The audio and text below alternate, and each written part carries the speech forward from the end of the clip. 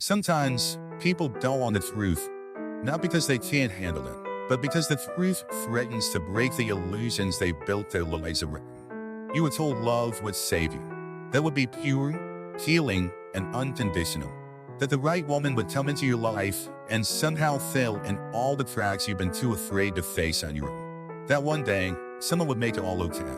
And you believed it, not because you're naive, not because you're weak, but because you were never taught to see beyond the illusion. Nobody gave you the tools to question it. From childhood stories to love songs to movies, everyone kept whispering the same message.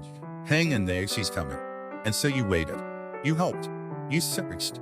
But what if that promise was never meant to be kept? What if the love you've been chasing wasn't salvation, but strategy? What if nature, yes, the very nature that philosophers like Nietzsche studied and dissected, saw this dang for what it really was all along? Nature didn't write fairy tales. It doesn't do sentimentality. Nature is surgical. It strips away the masks, slices through myths, and exposes the raw mechanics underneath. And when it looked at love and at how men and women relate to one another, what it saw wasn't pretty. It wasn't romantic. It wasn't polite, but it was honest. And most men still aren't ready for that kind of honesty. Here's the hard truth. You don't love her. You love the way she makes you feel about yourself. You love the way she looks at you like you matter. You love how, in her presence, your worth seems validated. But validation is not love. And what you're calling love might actually be a very carefully constructed illusion. One that keeps you emotionally obedient, predictable, dependent. See, women, especially in history, weren't given swords. They weren't handed power in the traditional sense, so they learned to wield it in other ways. Through silence, through subtlety, through influence. Not because they're inherently manipulative, but because they had to. When the world denied them visibility, they learned to operate in shadows. And men, we never learned to see in the dark. That's why we miss it. That's why we confuse strategy with softness, adaptability with innocence. We look at her and think she's fragile, that her love is pure, that her tenderness is some divine grace. But it's not. It's power, refined, rehearsed, and executed with terrifying precision. While you're busy pouring your heart out and calling it vulnerability, she's listening. Not to your words, but to your needs.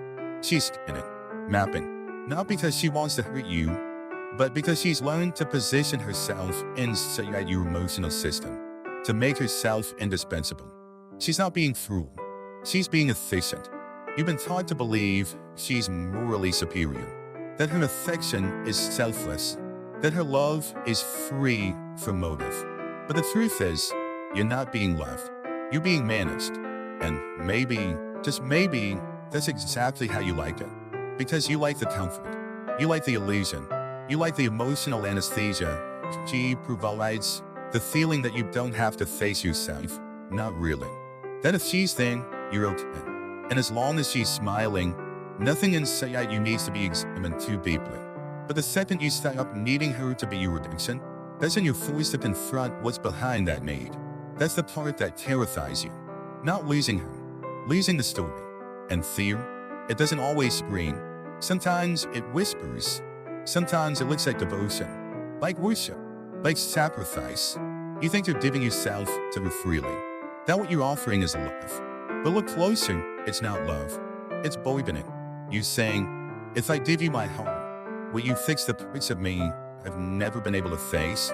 You're not looking for a partner. You're looking for a solution, a cure. And while you offer her your soul, she listens. Not for poetry, for pressure points. Every vulnerability you expose becomes a map of how to navigate your emotional terrain. And she learns it quickly, not to manipulate, but to survive, to stay close to the power she's not allowed to demand outright. Nietzsche saw this. He saw that what we call love is often just a quiet rule for emotional territory, a game of leverage. Who controls the pace? Who pulls away first? Who gives in last? These aren't expressions of affection. They're calculations of power. And the one who needs less always controls more. You're giving her everything, time, attention, identity, and you call it love. She gives you just enough to keep you coming back. And she calls that connection. But it's not connection. It's choreography. We live in a culture that teaches women to influence without appearing to lead, and teaches men to submit while thinking they're competent. It's not her fault. It's not your fault. It's programming. Centuries of it. Back when men ruled the outer world, women had to master the inner one. And today, in modern love, the script hasn't changed. Just the stage. She doesn't need to argue. She suggests. She doesn't need to control. She inspires. And through that quiet grace, she shapes your decisions, your identity, your life, without raising your voice. That's not manipulation. That's mastery. You call her mysterious because you don't understand it. But maybe that's because you've never questioned your own mythology. You're still chasing the one, the muse, the reed demon. And she's just playing the part she was taught to play. Because it works. Nietzsche didn't expose these dynamics to attack women. He exposed them to challenge men. To challenge the lies men believe about women. Because as long as you believe she's the better one, the pure one, the morally superior one, you keep surrendering your agency in exchange for emotional security. And she'll accept that power. Not out of malice, but because the system taught her that's how the game works. You're not being loved. You're being handled. And the scariest part, you prefer it that way. You prefer it because it's safer. Because being handled feels like love when you've never truly known yourself without it. You don't question it in, because questioning it would mean seeing the whole thing for what it is, a performance. Not just hers. Yours too. You think of being brave, offering your help. But deep down, you negotiate. If I show her everything, if I give her all of me, she'll stay. She'll fix me. That's not love. That's a silent contract rooted in fear. And while you're making your emotional grand gesture, she's listening, not to what you say, but to what you need. And those needs? That's where the power lives. Every confession you make, every insecurity you reveal, every secret you whisper in the dark becomes information. Data, not for manipulation, but for positioning. She learns what suits you, what weakens you, what motivates you. She learns where she fits in your psyche, how to become the thing you fear losing most. And she does it without cruelty. She's not trying to deceive you. She's surviving. Thriving. Within a system where open power was never an option, she became fluent in relational influence. Nietzsche saw this too. He didn't describe love as a grand romance. He saw it as a subtle, elegant contest, a competition for emotional real estate. Who is to define closeness? Who holds back affection longer? Who remains more detached? These aren't signs of a deep connection. They're signals in a power struggle. And in that struggle, the one who needs less always wins. That's the rule. That's the math. You give her everything, your attention, your energy, your identity, and you call honesty. She gives you what you crave, not all at once, but in doses. Just enough. She calls it connection. But it's not mutual. It's measured. She's not the villain in this. She's the strategist. And she has to be, because in a world where women couldn't own land, or vote, or speak freely, they had to find power somewhere. So they learned to make it from the inside out. This is not about blaming women. This is about understanding them, really understanding them, seeing the system that shaped them, that forced them to trade swords for smiles, arguments for intuition, power for presence. And men, we walked right into it. We confused suggestion for submission. We mistook tenderness for truth. We interpreted tearfulness as innocence. But her grace wasn't just love, it was leverage. It always has been. You've been taught to think love is about unity, that it's selfless, that it's about becoming one. But that's a fantasy.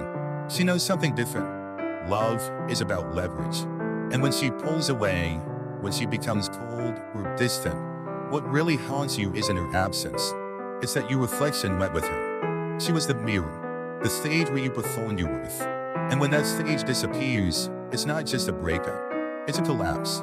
You're not mourning her. You're mourning the version of yourself that existed through her. As Nietzsche would say, you never really loved her. You loved the way she made you feel about yourself. You loved the story she allowed you to tell. And when she stopped performing that story, when she stepped out of the role you created, you called her cruel. You called her heartless. But maybe, just maybe, The real betrayal was yours. For loving a fantasy and expecting a real person to live inside it. She didn't deceive you. She simply stopped pretending. And you weren't ready for that. Nietzsche didn't condemn women. He condemned the man who refuses to grow up. The man who worships muses instead of facing mirrors. The man who begs for angels instead of accepting the messy, complex, powerful reality of a woman being herself. If you want to move forward, really move, you have to stop blaming him. You have to stop blaming the story. You have to look at yourself. Not with guilt, not with shame, with clarity. Because from clarity, something powerful happens. Not the end of love, but its transformation. You were taught that love is the highest virtue. That selflessness is what makes a man good. That to give everything, to lose yourself in someone else, is the ultimate expression of romance. But what if that selflessness is just another mask? Another thing of emotional dependency?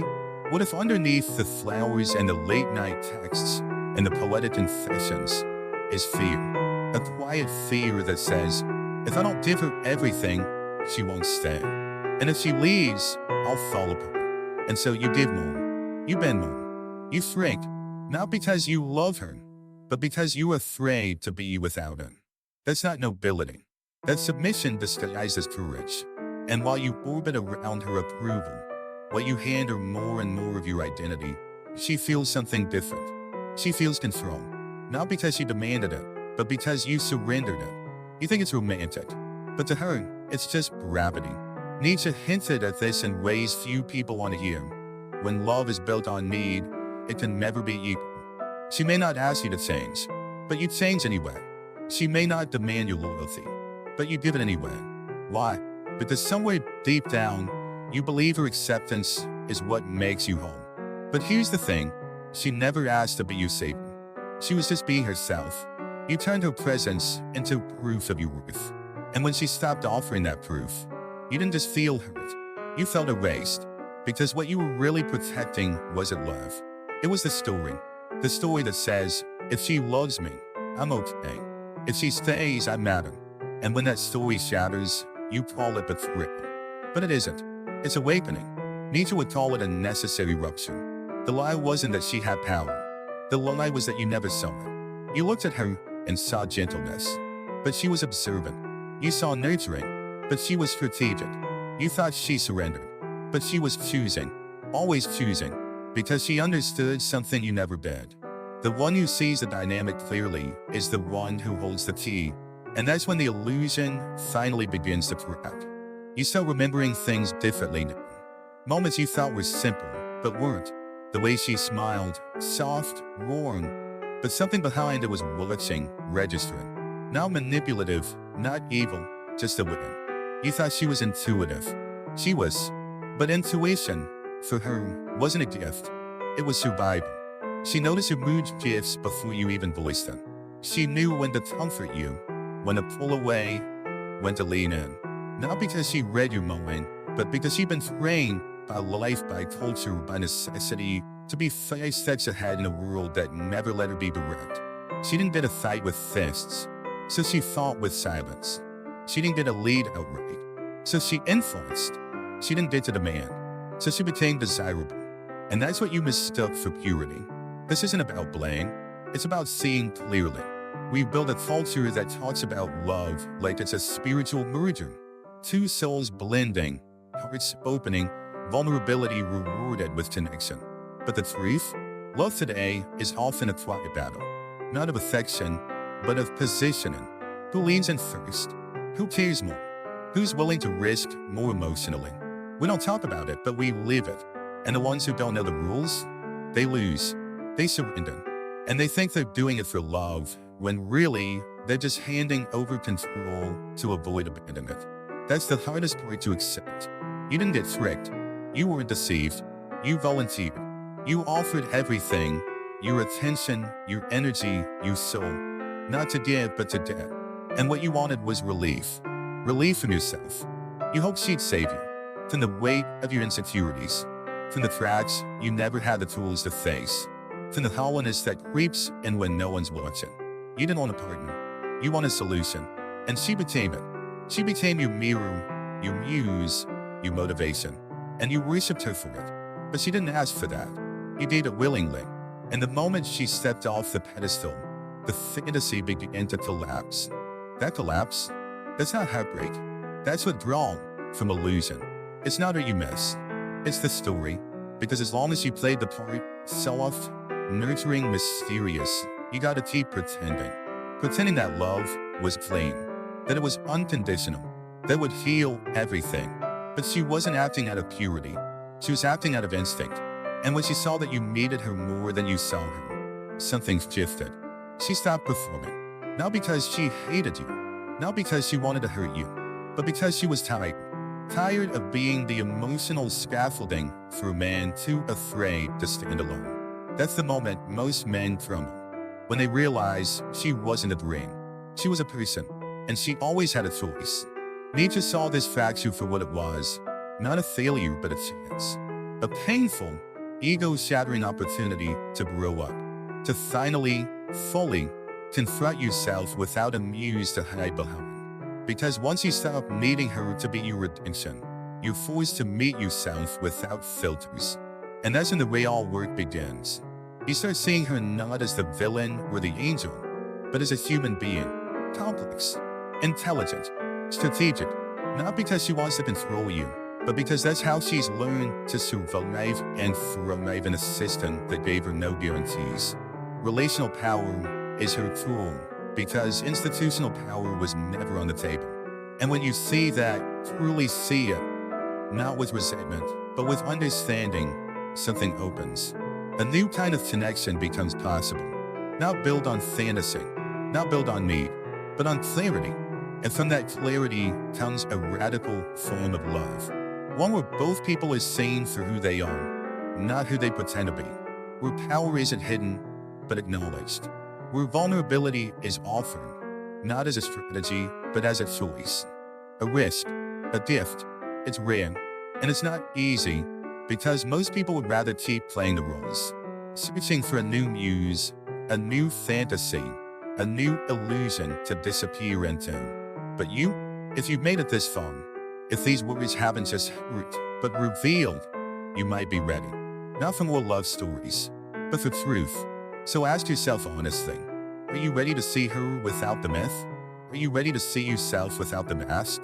Because only then does love stop being a performance and become something else, something wild, wrong, revolutionary. Not the salvation you were promised, but the reality you've always needed. If this resonated, if it tracks something in you, not just emotionally, but intellectually, don't run from it. Sit with it. Share it. Not to go viral, not to preach, but because someone out there is still trapped in a performance. Still confusing affection with strategy. Still waiting for someone to save them instead of facing the mirror. Maybe that someone is you, or maybe you've already started the process. Either way, the illusion ends here, and the revolution begins.